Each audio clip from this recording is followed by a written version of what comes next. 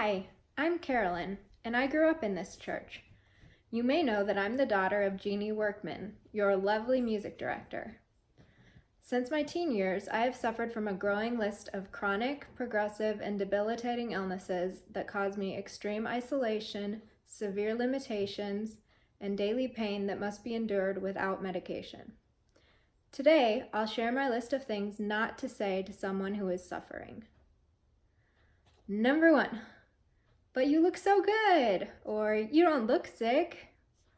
This hits on a huge insecurity, that because my illness and pain are invisible, people don't believe I'm really suffering. Of course, I can't always hide it, but if you see me, I'm probably putting on a happy face to make you feel more comfortable and to make things feel more like normal. It's probably better to say, I know you look good, but how do you feel? Number 2, at least it's not cancer or a terminal illness. Comparing illnesses like this is so invalidating of a person's true suffering. You can't presume to know who is suffering more, and there's also no point. Just don't do it. Number 3, things will get better. As much as I'd like to believe this, it's just not always the case. I have been living this life long enough to know that things don't tend to get better. And being sick and in pain is the norm for me.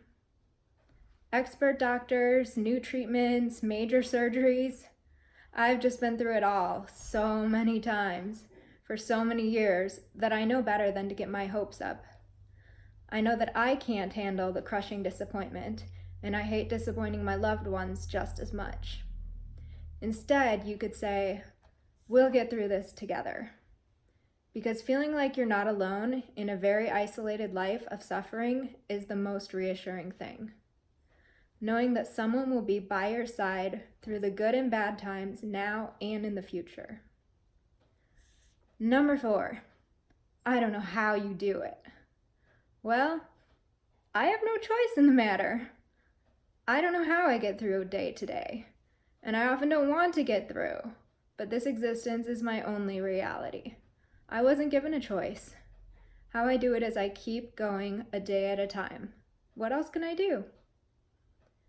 Number 5, why don't you get out of the house, get a change of scenery, try to enjoy yourself?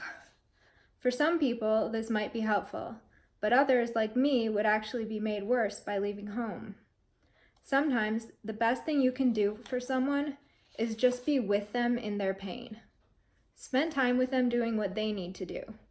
So a better thing to say would be, would you like some company?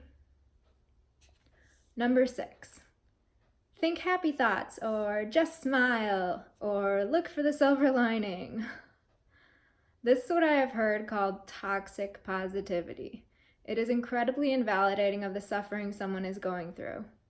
A better choice is, it's completely normal to feel negative in this situation, and it makes perfect sense that you feel this way. Coping with daily suffering is difficult. Recognizing the depth of someone's pain makes them feel seen and understood. My most encouraging thought in difficult times is that not every day will be this bad.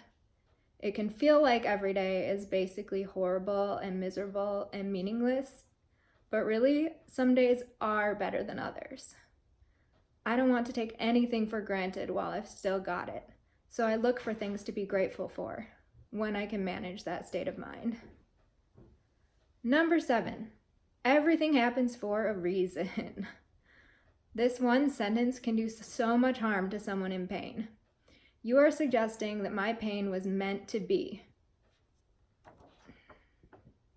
That my life shouldn't have been anything more than this. My pain was caused by something, but there is no greater purpose for it. Bad things just happen, and all we can do is try to make the best of the hand that we've been dealt. Number 8, the last one is kind of strange because there are days when I need someone to listen so I can give voice to all the pain. But on a day-to-day basis, I just can't face it all. So asking really deep questions about what my suffering is like can just be too much. Most of the time, I don't think about the big picture. I can't bear to think about all the things that I will miss out on in life.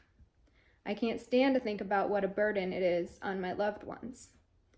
I can't constantly dwell on the state of my life and the degree of my limitations and the bleakness of the future. Being made to face that massive weight that I carry, it just hurts too much to confront it often.